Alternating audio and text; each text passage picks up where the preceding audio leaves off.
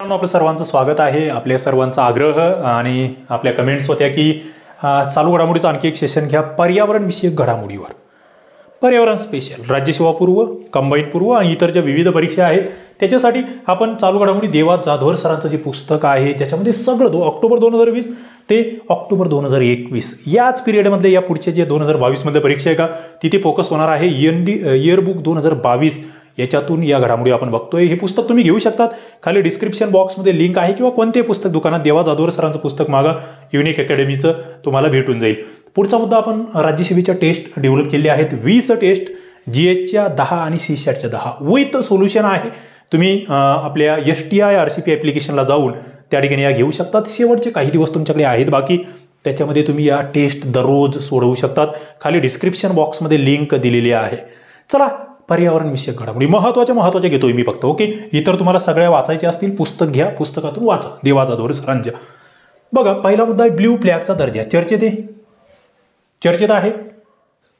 जे स्वच्छ पर्यावरण स्नेही आणि आंतरराष्ट्रीय दर्जाच्या पर्यटन सुविधा असलेले जे समुद्र किनारे आहे का त्यांना देण्यात येणारा हा दर्जा आहे आणि भारतातल्या 2 समुद्र किनाऱ्यांना हा मिळाला आहे. म्हणजे तुम्हाला लक्षात येतं की ब्ल्यू फ्लॅग हा काही पक्षी वगैरे नाही आहे. तो त्या ठिकाणचा एखाद्या समुद्र किनाऱ्याला देण्यात येणारा दर्जा आहे. समुद्र किनाऱ्याच्या नाही याच्यानुसार. मग आता सध्या इथे चर्चेत 2 आहेत. तामिळनाडूमधील कोवलम बीच आणि पुदुच्चेरीमधील ईडन बीच. 2 गोष्टी लक्षात ठेवा. कोणती संस्था? फाउंडेशन फॉर एन्व्हायरमेंटल एज्युकेशन ही संस्था. मुख्यालय कोपनहेगन आहे आणि कोपनहेगन आम्हाला माहीत असतं. आम्ही पर्यावरणासंदर्भात ते चर्चेत असतं. डेन्मार्कला जिची स्थापना झाली होती या संस्थेची 85 मध्ये. आता इथे नेमकं काय आहे, निकष काय आहे ते थोडेसे या ठिकाणी तुम्हाला व्यवस्थित समजून घ्यायचे, कारण त्यावर प्रश्न येऊ शकतो. निकष म्हणजे सगळ्यात महत्त्वाचं प्लास्टिक नसलं पाहिजे त्या समुद्र किनाऱ्यावर आणि कचरा नसला पाहिजे. बरोबर आहे. म्हणजे स्वच्छता असली पाहिजे. पिण्याचे पाणी मुबलक तिथे असणारच आहे. याच्या आधी भारतातले जवळपास 10 ठिकाणं आहे की ज्यांना हा भेटला.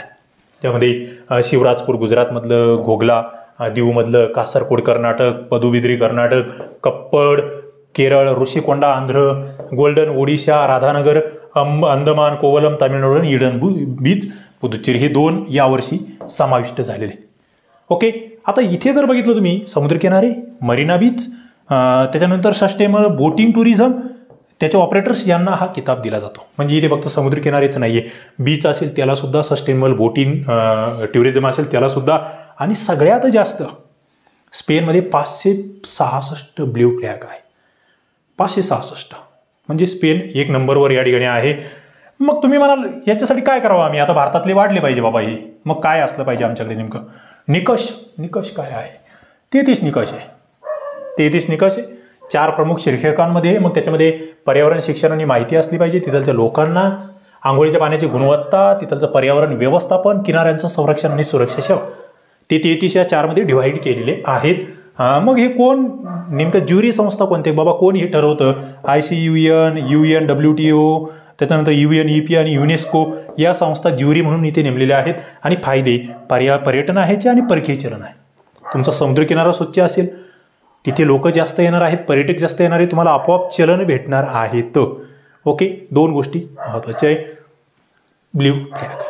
आता पुढचं 2014 नंतर पुन्हा एकदा हा अहवाल आला आहे. आणि 2014ला हा जो अहवाल आला होता ना IPCCचा, तेव्हा खूप सारे प्रश्न याच्यावर आले होते. त्याच्यामुळे 2022 मध्ये ज्या परीक्षा होणार आहे, म्हणजे आता राज्यसेवेची जानेवारीमधील असू द्या किंवा पुढची असू द्या, कंबाईनची आताची फेब्रुवारीची असू द्या किंवा पुढची असू द्या, तिथे हा प्रश्न येणार. 9 ऑगस्ट 2021ला अहवाल आहे. कितवा आहे तर 6वा आहे. बघा 6वा अहवाल आहे. त्याच्यानंतर IPCCचा फुल फॉर्म जर तुम्हाला पाठच ठेवायचा, inter governmental panel on climate change. या क्लायमेट चेंजवरून तुमच्या लक्षात आलं असेल की नेमकं काय भानगडी. पुढे स्थापना 88ची आहे, मुख्यालय जिनिव्हा आहे. आणि सगळ्यात महत्त्वाचं सरकारला हवामान विषयक धोरण विकसित करण्यासाठी वैज्ञानिक आधार प्रदान करतं की नेमकं काय आहे. मागील याच्यामध्ये टीकाही झाली होती या अहवालावर थोडंसं त्या ठिकाणी. तेव्हा आपले मला वाटतं राजेंद्र पचोरी हे अध्यक्ष होते, भारताचेच होते अध्यक्ष त्यावेळेचे. थोडंसं ते आम्हाला थोडं जुनं हिस्ट्री माहीत असेल ना तर हा मुद्दा आणखी चांगला कळेल. आतापर्यंत अहवाल जे आले, पहिला अहवाल माहीत असावा 90 मध्ये आला, मग दुसरा 95, तिसरा 2001, 7, 2004, याच्या आधीचा 5वा 2014चा होता, तो लक्षात ठेवा. आणि हा 6वा आहे. आत्ता इथलचे टार्गेट, इथलच्या ठळक बाबी. मला काय वाटतं माहिती आहे का, हे सगळ्यात आधी लक्षात ठेवा की आम्हाला 0 पर्यंत तापमान वाढ कमी करायची. टार्गेट काय माहिती आहे का, 2050 हे लक्षात राहू दे. शून्यावर आणायचं आहे आम्हाला. तापमानवाढ झालीच नाही पाहिजे. टार्गेट काय 2050. हरितगृह वायूचे उत्सर्जन हे तर जनरल आहे त्याच्यातलं, तिथे काही विषय नाही. हवामानविषयक धोके ते अनुकूल बनवायचे, ठीक आहे. हे टार्गेट महत्त्वाचं आहे की मर्यादा आम्हाला किती ठरवली आम्ही, तर 1.5 सेल्सिअसच्या मर्यादित आम्हाला जागतिक तापमान वाढ राखायची आहे. तेव्हा आमचं हे पहिलं टार्गेट हे होणार आहे कंप्लीट. पुढे 2000 वर्षामध्ये अभूतपूर्व उष्ण झालं आहे, तो एक निष्कर्ष काढली आहे. समुद्र पातळी तिप्पट वाढली म्हटली. बघा हा एक मुद्दा तुम्हाला येऊ शकतो, म्हणजे विधानामध्ये टाकलं जाऊ शकतो. किती पट वाढ झाली समुद्र पातळीमध्ये. तापमान वाढल्यामुळे घडतंय. पुढे इथे बर्फाचे प्रमाण 40% घटले, म्हणजे काय झालं, बर्फ वितळतोय, ज्याच्यामुळे मानवी वस्तीला धोके तयार होऊ शकतात समुद्र किनाऱ्यावरच्या. पुढे पृथ्वीचे कार्बन सिंक म्हणून काय कार्य करतात, वनस्पती कार्य करतात, माती कार्य करते आणि महासागरी कार्य करतात. पृथ्वीचे कार्बन सिंक, कार्बनला वाढू द्यायचं नसेल ना तर हे 3 घटक फार महत्त्वाचे. त्याच्यानंतर हिमनद्या वितरणाची पातळीसुद्धा या ठिकाणी आपण बघतोय अभूतपूर्व आहे. आणि मानववंशीय घटक, मानवी कार्य याच्यावर प्रभाव करतायत, म्हणजे मानव जबाबदारी हे इथे सरळ सरळ सांगितलेलं आहे. आणि याचे परिणाम काय होतील मग, मान्सूनचा पाऊस आपण बघतोय, केव्हाही पाऊस पडतो, केव्हाही हिवाळा सुरू होतो. अवकाळी सगळ्या स्थिती ज्या आहेत याचे परिणाम येते. पुढे मग अरबी समुद्र, बंगालच्या उपसागरांचे तापमान जागतिक सरासरीपेक्षा अधिक वेगाने वाढलं असंही यांनी दिलं. म्हणजे भारतासाठी हा इशारा आहे. हिंदी महासागर हिंदुस्थानची शेजारी आहे, त्याच्यामुळे आपल्यासाठी महत्त्वाचं आहे. आणि पुढे निव्वळ शून्य उत्सर्जन म्हणजे काय, तर सर्व मानवनिर्मित हरितगृह वायू जे आहे ना ते शून्यापर्यंत आणे. मानवाने नाही केलं पाहिजे त्या ठिकाणी तापमान वाढ, तो मुद्दा इथे महत्त्वाचा आहे. पुढे ग्रीन पीस. ग्रीन पीस काय चर्चेत असते ही संस्था, एनजीओ आहे. ओके, हिने या ठिकाणी दिल्लीमध्ये नायट्रोजन डायऑक्साईडचे प्रमाण हे 125% वाढलं असं म्हटलंय. आणि 8 ठिकाणं या ठिकाणी या अहवालामध्ये आहे. काय, नायट्रोजन डायऑक्साईडच्या प्रदूषणावरचा हा रिपोर्ट आहे ग्रीन पीसचा. आणि इथे तुम्हाला 3 ठिकाणं लक्षात ठेवायचे. Delhi 1 number topper, second topper Chennai 94% आणि थर्ड टॉपर बंगळुरू 90%.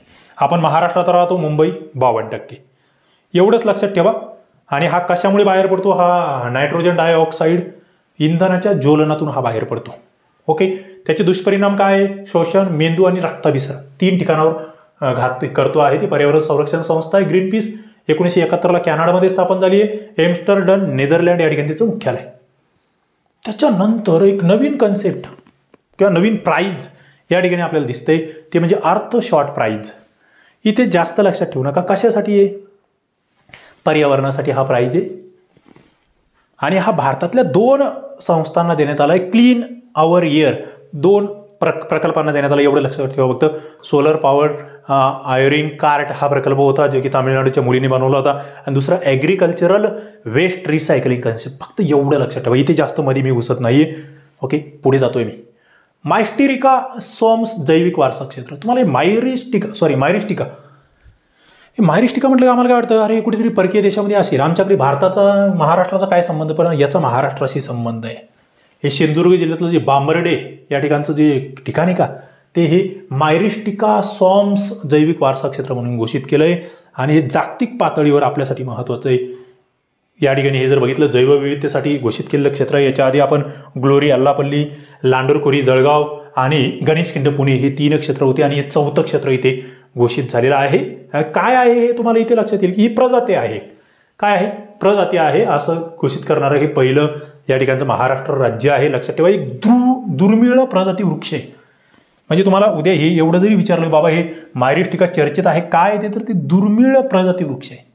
आणि त्याच्यासाठी आम्ही 2.59 हेक्टर क्षेत्र, म्हणजे जवळपास 2.5 एकरचा 1 हेक्टर होतो, म्हणजे जवळपास 6-7 एकर एरिया जो आहे तिथे तो वृक्ष आहे, तो आम्ही जतन करतोय. तो याच्या यादीमध्ये येतो. कशाच्या, या आंतरराष्ट्रीय संघटना जी आहे ना, IUCN जी रेड लिस्ट असते ना, की बाबा ही वृक्ष प्रजाती नष्ट होण्याच्या मार्गावर आहे. आणि त्याला आम्ही महाराष्ट्र सरकार किंवा महाराष्ट्र त्या ठिकाणी रक्षण करण्याचं काम करतोय. ही या ठिकाणी चर्चेचा मुद्दा हा आहे. पुढे रामसर स्थळे. मला तर वाटतं तुम्हाला चालू घडामोडीमधला एकही मुलगा असा नसेल विद्यार्थी की ज्याला हे माहीत नाही. रामसर आम्ही सातत्याने ऐकत आलोय. 2020-21 मध्ये कोरोनाच्या काळात आम्हाला हा शब्द अजून दिसतो. मग इथे भारतामधले 4 नवीन स्थळं आले आता. आणि भारतातली एकूण सदस्य या ठिकाणी रामसरची ही जी संख्या आहे स्थळांची ती आता 46वर गेली. मग ही 4 ठिकाणं कोणती आहे, धोल तलाव वन्यजीव अभयारण्य गुजरात, बागबाना आर्द्रभूमी गुजरात, सुलतानपूर राष्ट्रीय अभयारण्य हरियाणा आणि भिंडावास वन्यजीव अभयारण्य हरियाणा, म्हणजे गुजरातचे 2 आणि हरियाणाचे 2. थोलतलाव बागवाना गुजरात, सुलतानपूर आणि भिंडावास हरियाणा. आता हे रामसर काय आहे, तर हा पाणथळ प्रदेश संवर्धनासाठीचा एक करार आहे. कोणत्या देशात हे रामसर कधी झाला? हा 2 फेब्रुवारीला आम्ही पाणथळ दिन असं साजरा करतो. हा 1971ला झाला होता इराणमध्ये. म्हणजे रामसर कुठे? इराणमध्ये. कधी झालाय करार? 1971ला. दिन कधी आहे? 2 फेब्रुवारी. आणि अंमलबजावणी भारतामध्ये जर बघितली तर या ठिकाणी तुम्हाला हा 1982 पासून याची अंमलबजावणी, 75ची मात्र भारतामध्ये 82 पासून आहे.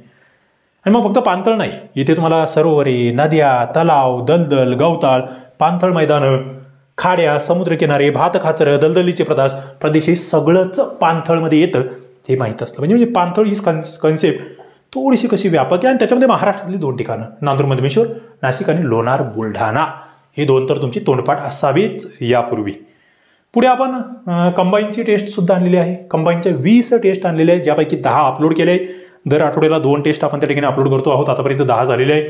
तुम्ही 26 फेब्रुवारी आणि त्याच्या पुढची कंबाईन दोन्हींना सुद्धा तुम्हाला या ठिकाणी या टेस्ट विथ सोल्युशन अवेलेबल आहे STI RCP ॲप्लिकेशनला. खाली डिस्क्रिप्शन बॉक्समध्ये लिंक आहे, तिथे जा, स्टोअर सेक्शनला जा, PSI STI ESO किंवा कंबाईन प्री म्हणून सर्च करा, तुम्हाला ही टेस्ट भेटून जाईल. सगळ्या PDF तुम्हाला डाउनलोड करता येतील, प्रिंट काढता येतील आणि सोडवता येतील. ओके. पुढे कन्हाळगाव. कन्हाळगाव माहीतच असलं पाहिजे या राज्यसेवा पूर्वसाठी, कंबाईन प्रीसाठी. 50वा अभयारण्य कन्हाळगाव. कुठे? चंद्रपूर जिल्ह्यामध्ये. क्षेत्र किती? 269 चौरस किलोमीटर आहे. गोंडपिंपरी तालुक्यात आहे. एवढ्या गोष्टी मी इथे तुम्हाला हे करतोय. आणि मग एकाच वेळी अभयारण्य आणि 10 संवर्धन राखीव क्षेत्रांना मान्यता देणारं महाराष्ट्र हे पहिलं राज्य ठरलंय. आता संवर्धन राखीव क्षेत्र म्हणून सुद्धा इथे काही घोषित केले. कोल्हापूरमधली बरीच ठिकाणं याच्यामधले चंदगड, गगनबावडा, विशालगड, पन्हाळगड, आजरा, भुदरगड. कोल्हापूरमध्ये सिंधुदुर्गमधला आंबोली डोडा मार्ग आहे. सातारामधलं मायनी आहे. इकडे जोर जांभळी आहे. कोल्हापूरमधलं आणखी तिलारी आहे बघा. अमरावतीमधलं महेंद्री आणि इकडे नागपूरमधलं मुनिया. म्हणजे आता हे राखीव संवर्धन क्षेत्र ही एक वेगळी कन्सेप्ट आहे पुन्हा. ओके. तीही तुम्हाला माहीत असली पाहिजे. याच्या आधी असे एकूण आता राज्यामध्ये 17 राखीव संवर्धन क्षेत्र झाले आहेत, तेही माहीत असावे. याच्या आधी अंजनेरी, ममदापूर, कोलामार्गा, तोरणमाळ, मुक्ताई भवानी आणि बोरखडा ही क्षेत्र सुद्धा होती, लक्षात ठेवा. पुढे जागतिक वायू गुणवत्ता अहवाल काय? वायू इयर जगात जागतिक स्तरावरचा अहवाल आहे. 106 देश, जे PM 2.85 कण आहे, त्यांच्या सरासरीवर आधारित. इथे मला लक्षात काय ठेवायचं फक्त की दिल्ली ही 3ऱ्यांदा जगातील सर्वाधिक प्रदूषित राजधानी ठरली. मला फक्त एवढंच लक्षात ठेवायचं. इथे जास्त किचकटमध्ये घुसायचंच नाहीये. दिल्ली टॉपवर आहे, ढाका 2 नंबरला राजधानीमध्ये. जागतिक प्रदूषित देशामध्ये बांगलादेश आहे की पाकिस्तान, दोन्ही भारतीय. इथे आपलं बरं वाटेल, चला बांगलादेश आमच्या वरी, पाकिस्तान, पण आम्ही 3ऱ्या नंबरवर आहे. याचं आम्हाला दुःख झालं पाहिजे. आमचे शेजारी आमच्यापेक्षा वाईट आहे याच्या आनंदापेक्षा आम्हीही त्यांच्या पाठोपाठ वाईट आहे याचं दुःख आम्हाला झालं पाहिजे.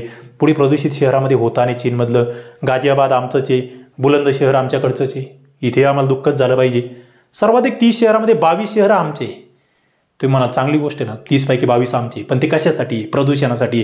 त्याच्यामुळे हे चांगलं नाही आहे, हे लक्षात ठेवावं लागेल की IQ एअर स्वित्झर्लंड ही संस्था हे प्रकाशित करते आणि सर्वात कमी प्रदूषित देशामध्ये न्यू कॅलेडोनिया, US व्हर्जिन बेटा आहेत. मित्रांनो, अशा पद्धतीने हे सगळे मुद्दे आणि तुम्हाला हे आतापर्यंतचे सगळे जेवढे आपण करंट अफेअरचे 30+ लेक्चर्स आपण घेतलेले आहे राज्यसेवा पूर्व आणि कंबाईन पूर्वच्या दृष्टिकोनातून, देवादा दोरे सरांच्या पुस्तकावरचे आहेत आणि इतरही आहेत. सगळे तुम्हाला कुठे भेटतील? STI RCP ॲप्लिकेशनवर. तुम्ही खाली डिस्क्रिप्शन बॉक्समध्ये लिंक आहे, प्ले स्टोअरला जा, तिथे जाऊन डाउनलोड करा. आणि ज्यांना ॲप्लिकेशनचा फायदा होतोय, ज्यांना आपल्या यूट्यूब चॅनलच्या लेक्चरचा फायदा होतोय, त्यांनी चॅनलला सबस्क्राईब करा, नोटिफिकेशन बेलला क्लिक करा आणि ॲप्लिकेशनला सुद्धा एक चांगला रिव्ह्यू द्या. 5 स्टार त्या ठिकाणी रेटिंग तुमच्याकडून अपेक्षित आहे. चला इथे आपण थांबूया. धन्यवाद.